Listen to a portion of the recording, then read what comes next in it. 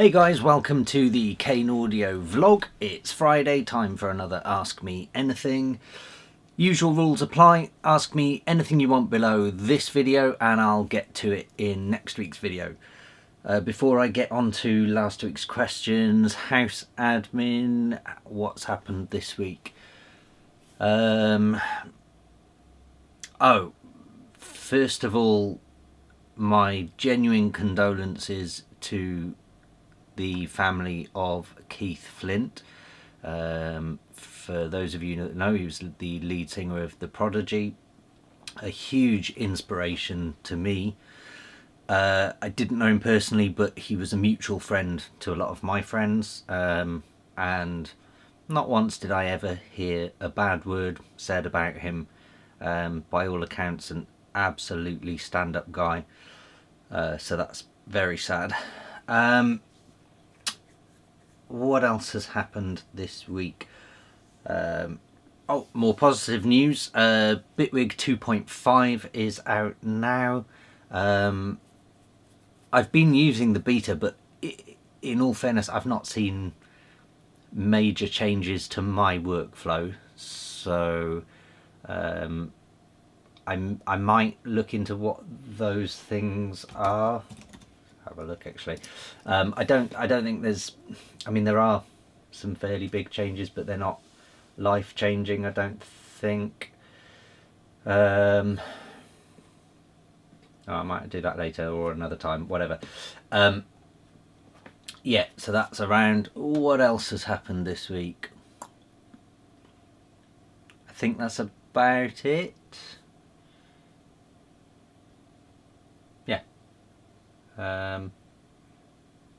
Yeah, can't think of anything else, so let's get on with it and have a look at last week's questions.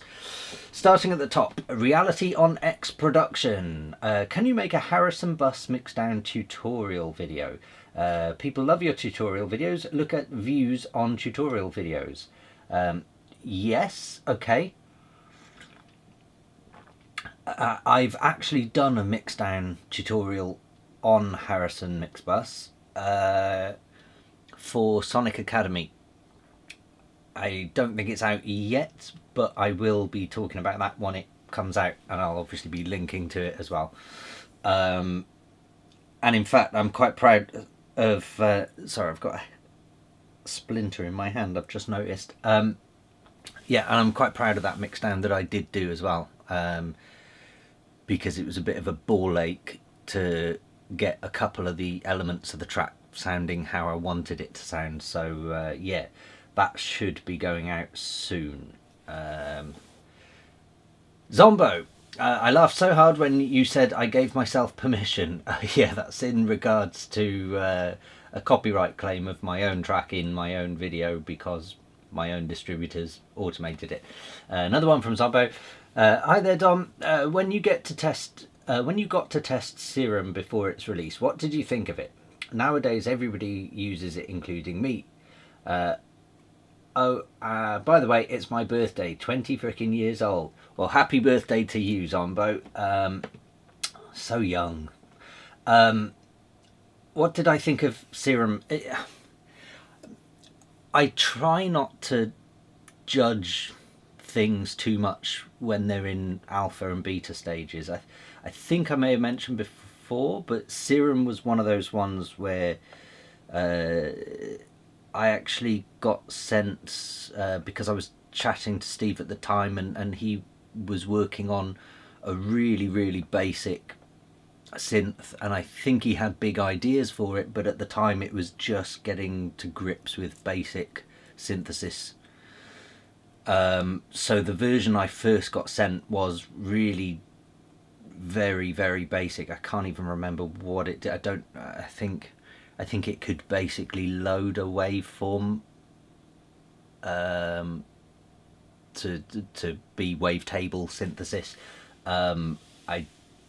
It must have had some sort of filter or something on it. It really didn't have much on it. It was really basic. So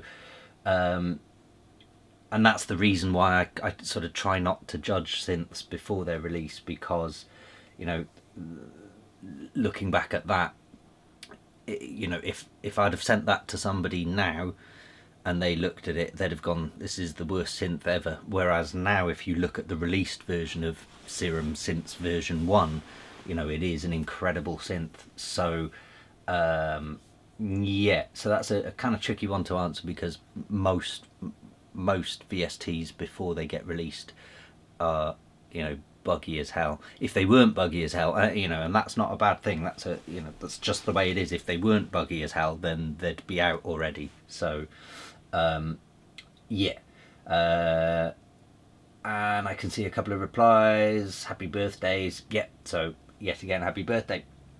Deadly Custard. Hey Dom, what's your favourite track so far this year? Any genre? Good question. Mine is Chemical Brothers, Got to Keep On. Yeah, I'm loving that. In fact, Chemical Brothers just premiered a track as well, with the dog video. I forgot what the name, Will Try, or We Should Try, something like that, which I literally just listened to about half an hour ago, and another cracker of a track. I'm really looking forward to their album. I already have tickets to their tour. I think they're passing here in November. Yeah, because I've got 2 gigs. Then there's Fat Freddy's Drop in Cardiff, and then the week after that is Chemical Brothers Manchester. So yeah, so I'm definitely looking forward to, well, both of those. Chemical Brothers are one of those groups that I've not seen live. There's not many bands or groups that I've always wanted to see live and not seen. You know, whether it be, I've seen The Prodigy, I've seen Pink Floyd doing The Wall in Wembley Stadium, Kraftwerk, you know, those sort of groups and bands that you sort of, you know, that are life-changing things, and Chemical Brothers are one of the ones that I've just never seen live, so I'm really looking forward to that. They can do no wrong in my eyes. Mine too. Dead excited to listen to their album, out next month. Yes, I've pre-ordered it. Might even get it on vinyl. Screams Calling London, London. Jamie T, that, if you remember him. I do.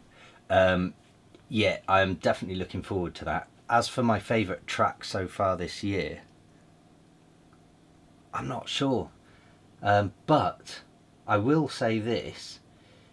There was a track, I don't know if I should be saying this is my favourite track this year, because I'm not sure if it is, but there is a track that jumps to my mind. I'm just trying to find what it's called. I think it's Shade or Shade or Shed, or who knows how you pronounce it, Shaed, and they used it on an Apple advert, and the track is called Trampoline. I'm just loading it up now to see if I've got it on my Spotify. Fairly sure I have, if it'll load at all. What's going on, Spotify? But yeah, that's a track. Randomly, I just love everything about it. The vocals, the lyrics, you name it. It's just a great track. Yeah, there we go. Shaed, Shade, Trampoline. I am loving that. I can't think of any other tracks that have been released this year, which is odd. I don't think there's been that many that have really made me go, wow, who's this, you know. Clearly Chemical Brothers are out there. Yeah, I think that's probably about it, to be honest. And if I'm 100% honest, when it comes to dance music, there isn't that much that really makes me go wow anymore. And I don't see that as a negative thing, though. It kind of sounds negative, and I think there are so many great producers out there doing so many great things that, and I'm not saying we've explored every area of it, but I do feel like there's no real fully groundbreaking out there things anymore. You know, if you look at a good example being Chemical Brothers, you know, or Daft Punk, of course, with the Homework album, it was just something that was radical and out there and just so different to anything else that existed at the time. And I don't feel like there's really many people doing that anymore. There are lots and lots of amazing producers who are making amazing music, but I don't know if there are any people really changing the game. And maybe it's a rare thing anyway. You know, if I'm having to go back, you know, 30 years, no, 25 years back to Daft Punk's album, then maybe, you know, it is just a few every generation. I can't think of anything more modern that maybe changed a lot. M83, actually, when was their album out? The one with outro and is it 2011, 2012, something like that? So yeah, there we go. Yeah, I think that answers that. Deadmouse5. Hi Dom, interesting AMA as always. Sorry for not being active in the last week's AMA, but I still managed to watch it. I've got no questions this week. Only thing that happened is my Beyerdynamic headphones broke. And I contacted the store because I have warranty and proof that I bought them, so the headphones are currently sent to them and hopefully they'll repair them in the upcoming days. They aren't physically damaged, the sound quality is just suddenly shit. And I did not affect on the damage. I checked my audio interface and that's not the problem. The headphones are just suddenly like that. I'm hoping that they will either repair them or send me new ones, or that I'll just get a refund. Anyways, have a great weekend and happy music making. Yeah, that's unusual for Beyerdynamic actually, because they're pretty solidly built, these things. However, you know, my event Opals, the first set I got, there were two different issues, one with each monitor. But a huge shout out to Event, or Rode, who own Event. You know, they're based in Australia and they actually shipped out a new set of monitors for me. And I'm going to give an extra shout out to Rode for this, because they recognised the fact that I was running a studio and worked full time and needed the monitors in there, and so they actually shipped out some brand new replacement monitors for me, let me run them in for however many hours, and let me keep the old ones just in case for, I think it was about a week, or I don't know how long. I mean, I ran them in within a few days, so I probably didn't keep them much longer, but they said, you know, just let us know when you're done, when you've transferred them over, and then we'll send someone out to collect the broken ones. So, I mean, that was a huge jump of trust and everything, and yeah, so big thanks to Rode for that. That to me is incredible customer service. Yeah, and as far as I'm aware, Beyerdynamics are kind of up there with that sort of level of quality, so hopefully they'll replace them and send you some new ones out. I've not heard of anyone's going wrong, so hopefully this is just a one-off. And London, high five. Conditional instability. Hi Dom, London, high five. The only problem with weekly AMA is there's no index. So sorry if you've already covered this. Yeah, you're right. Before I read on, there isn't an index, and I have been kind of thinking about how to do that, because for example, I watched the Joe Rogan podcast, and you know, those things are like anywhere between 2 and 5 hours long, and sometimes I just want to hear their, you know, the guest's opinion on a certain thing, and finding that is a nightmare. But every now and then you get someone who will watch the video and will start writing an index with time links to every topic they cover. So you guys are welcome to do that. I wish I could, but I just don't know if I have the time or the inclination, if I'm honest, to do that.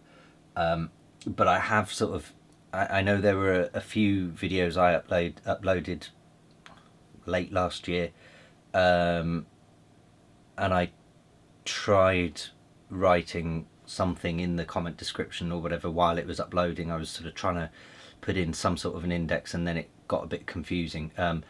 And there was a period as well where you'll notice probably last summer, maybe before then, I don't know, can't remember. But there was a time where in the info box of these videos, so below this video, maybe I'll try and start doing that again, I would write, in this video I talk about, and then I kind of put them in order of the subjects. You may not have noticed, but there was a period where I was doing that regularly, and just sort of covering the topics in order of what they were coming across in the video, which is fine when I have time, when I'm uploading the video and I'm sort of pre-checking it while I'm uploading it. But sometimes when I'm uploading it, I'm actually back to work on other projects, so I don't always have time. So yeah, that was a load of waffle for nothing. So yeah, so sorry if you've already covered this. What do you think of analog modeling VSTs like Diva? Are these realistic, useful, or just something if you can't afford hardware? Yes, yes, and yes. So analog modeling is an interesting one. I can't speak for many companies, but I do know, for example, FXpansion, when they first released their DCAM package with strobe, amber, cipher, and the other one. I know that when they built strobe, for example, they took out the components of an actual hardware synth, and they put in the values of each component, so each capacitor, resistor, whatever, in the circuit board, so that everything could really be modelled on the analog architecture. The result of that, though, I don't know if it's worth their time doing it. I guess you'd have to speak to the manufacturers to find that out. But so covering that sort of where you're asking if it's realistic, well, no, not really, because I mean, you could. I'm struggling to answer this because I want to say you could never really create a digital synth that sounds exactly like an analog synth or works in the same way as an analog synth. But I'm struggling to say that because the truth is you can. But I'm not convinced that that's really what people want. And also, you know, you're going to get analog purists who will just shit on it anyway. And you're going to get digital purists who then go, well, why would I want that? And then you're going to get people in the middle who maybe will pay the extra because there's, you know, there's extra research and everything gone into the development stage. But there's also going to be a whole load of people who can't hear the difference and don't want to hear the difference. And that's absolutely fine. So are they realistic? Yes, to an extent. I'd say they're 95% there. Are they useful? Is any synth useful? I guess, you know, yes they are, but are they standing out from non-analog modelled synths? Probably not. Or just something if you can't afford hardware. Always yes. You know, at the end of the day, hardware is expensive. So, you know, we should all be living to our means and having what we can afford. And if we can only afford digital synths, then there is nothing wrong with that. If we can only afford the software versions of hardware, then work with that, you know. And I always sort of try and make a point of this to new producers as well. When I first started producing back in the day, you know, I was using a pair of shitty hi-fi speakers and an old PC that was not custom built. It was basically an office PC that I'd sort of upgraded as best as I could. I didn't have any decent headphones. I had no decent monitors. I didn't have any, you know, where we always sort of say you look at the weakest link in your chain. Every link in my chain was terrible and not made for music production. But I still managed to get records signed and things done. So, you know, you work with what you got at the end of the day. I don't think there's anyone out there, you know, providing you have a computer of some sort, you can make music, and you can make hit records potentially. And I think this is probably an important point as well, is that for electronic music producers, I think we forget that there are guys out there who have an acoustic guitar and write hit records. You know, look at Ed Sheeran, for example. You know, a lot of it comes down to the songwriting and composition and stuff like that. So it's not always about getting that amazing analog sound. I mean, obviously it depends on what genre you're in. If you're in the cool techno gang these days, then, you know, everyone's going to judge you on your glasses or your smile or your t-shirt or whatever. You know, so I get that there is that, but at the same time you've got to remember that there are hugely successful people out there who don't adhere to those rules, if anything break all the rules. So yeah, I'm kind of gotten off on a tangent there, but I just got the UE bundle on the Native Instruments offer, and it's really great. Agreed. I got offered that for a really cheap price, and I regret not buying it. I didn't realise Native Instruments had an offer on it, so I might look into that, because I think it was the Basil something, their sort of modular synth looking thing. I did get the demo of that years ago, and fell in love with it. I thought it was great, and some of the presets on that were fantastic. And for one reason or another I didn't buy the finished version. I can't remember what the reason was. It was probably that I bought a different synth instead. But yeah, I'm a big fan of the UE stuff.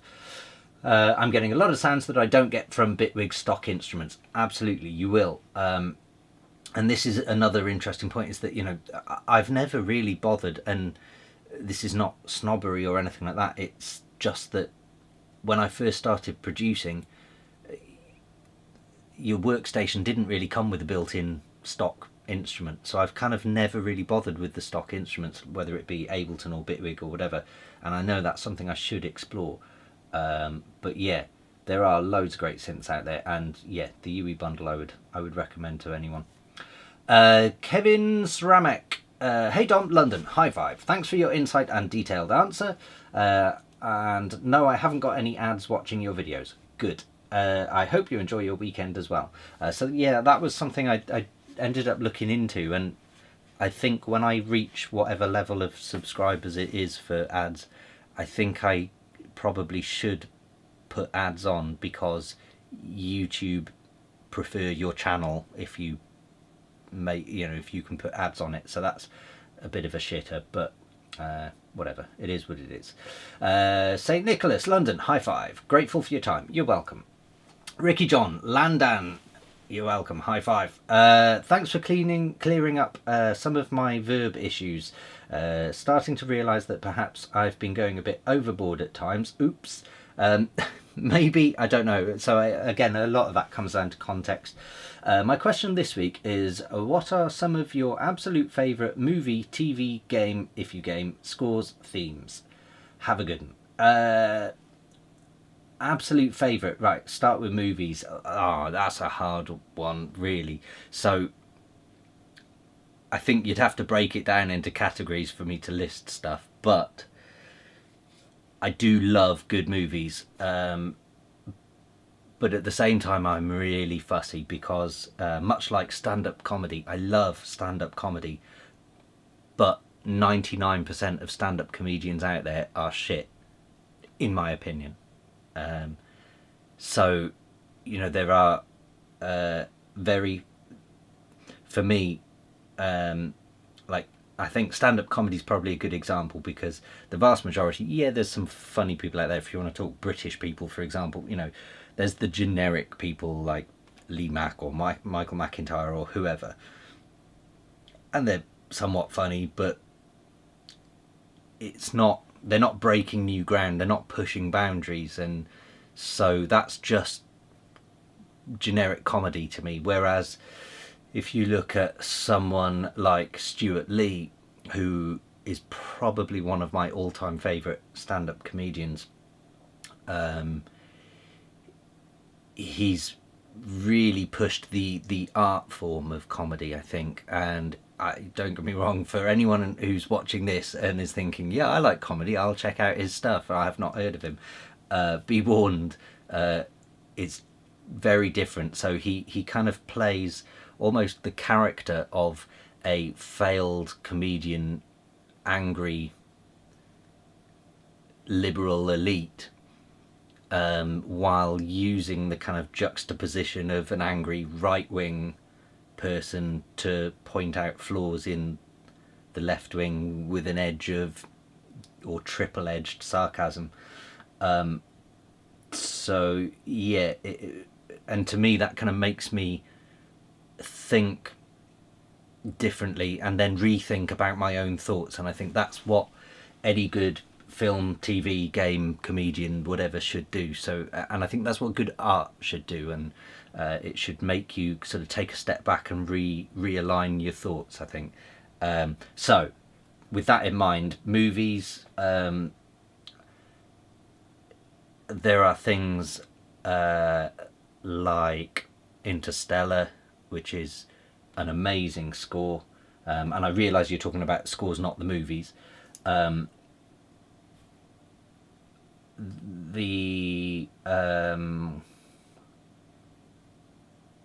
Well, actually, do you know what? I'm going to say pretty much anything by Hans Zimmer. Certainly in the sci-fi areas, the scores are all incredible. TV scores, I think, is probably a bit trickier. I'm sure there are loads, but I can't think of a single one at the moment. I'm having a blank. Games, I'm not a gamer. I appreciate games from a distance. I've mentioned before, I grew up in a very poor family, so we could never afford consoles or whatever. I do remember a friend of mine had the Spectrum across the road, which was the old cassette gaming machine, the Sinclair. Another friend of mine had an Atari, so I had sort of had access through friends. And then the PlayStation 1 came out when I was probably 14, 15, so, but I didn't own one secondhand until I was sort of 17, 18. So I think I kind of missed the first wave of gamers really on controllers. So I never really got into it. Again, those who've sort of followed this channel for a long time will know that I like car racing and driving cars. So things like Forza Horizon, I'm a big fan of on the Xbox, and I do play that. Outside of driving games, I'm rubbish. I on my first PlayStation, I played Metal Gear Solid, and that was the only game I ever completed, I think, apart from like Captain Comic on the PC, which is really showing my age. And then when I bought an Xbox however many years ago, thinking, yeah, I'm going to play a driving game and get back into it, I then saw Metal Gear Solid 5 or something was out, so I thought, oh great, I completed the first ever Metal Gear Solid, I'll give this a go. Man, games have changed. So yeah, I'm not a gamer. I'm terrible at playing games. When I downloaded, luckily, only the demo of Metal Gear Solid 5, I could barely get through training. Like, there's just so many buttons and things to work out, and my fingers don't do that. So yeah, so as for themes and scores to games, couldn't tell you. Have a good one. You too. Unknown artist. In fact, I can see my video's about to hit the 30-minute mark, so I'm just going to reset that before it cuts itself out. And I'm back. I think we're pretty much there now. So, Yanis Lukmalis, London, high five. And unknown artist, hi Dom, being crazy busy, so missed last week's video. Bloody bad excuse, I know, yeah. Still loving the vibe of this channel and the Facebook page, although I don't post too much. Keep up the great work, but high five. You're welcome. That, my friends, is it. I feel like there's one that I saw come through this week that is maybe missing. But I don't even know how to get to that. I'm also in my wrong YouTube account, so Let's have a very quick look. Where would it even be? No idea. No, it's not easy to find, so I'm not going to bother. Right, that is it. Oddly enough, there's a Stuart Lee recommendation coming up here. If you've made it this far into the video, congratulations. To prove that you have made it this far into the video, comment the word command, and I'll see you this time next week. Cheers, have a good weekend.